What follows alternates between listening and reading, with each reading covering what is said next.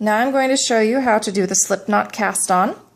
It does not play well with cotton yarns because of the way we are manipulating the yarn. So I have switched to a wool sock weight yarn for demonstration purposes. And the first thing that we need to do is make a slip knot and set that on our needle.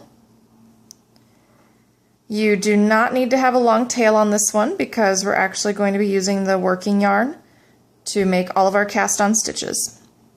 The next thing you need to do is sort of set your hand.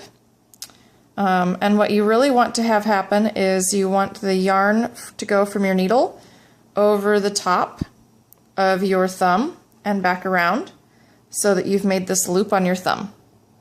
And the first part's pretty easy. You're just going to take that loop and put your needle through it and drop your thumb off. The next part is the hard part because you need to wrap your yarn around the top of your needle and then manipulate that loop so that it drops off.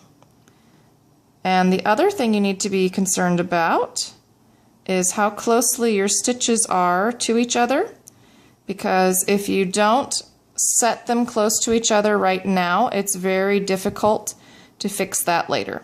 So I am just going to pull on my thread, my outside loop, to get those stitches nice and close together, and then pull on my working yarn, and there we have 2 stitches nice and close together. So I'm going to do this again. Just need to make sure that I wrap so that it goes clockwise around my thumb, so that the working yarn is held in my hand and the yarn coming off the needle wraps over the top.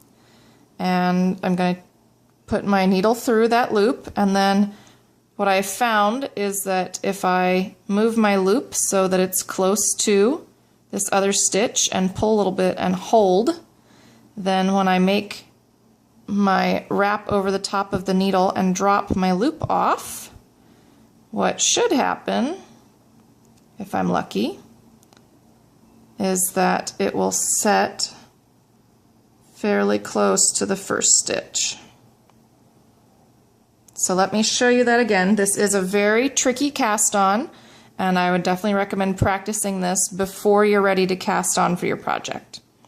So once again, we're just going to wrap the yarn so that the working thread is held in our hand and the yarn coming from our needle wraps over the top. We're going to put our needle into the loop, and once again I found if I hold my loop over here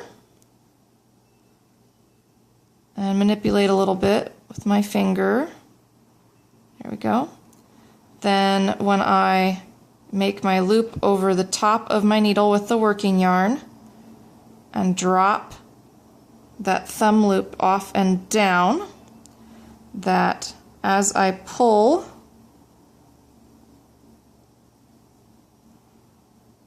and again, see how my stitches are too far apart here?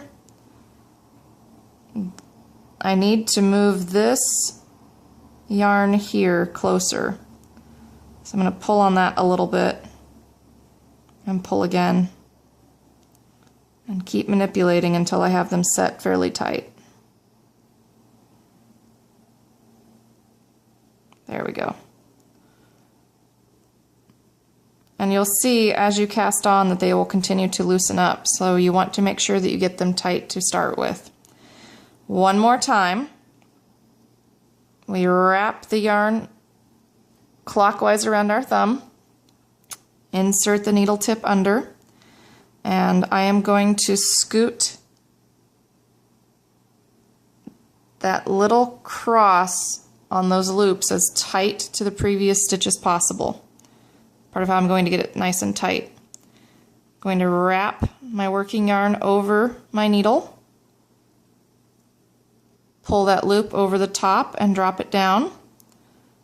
And now, with a little bit of luck and fiddliness, it'll set nice and tight next to the previous stitch.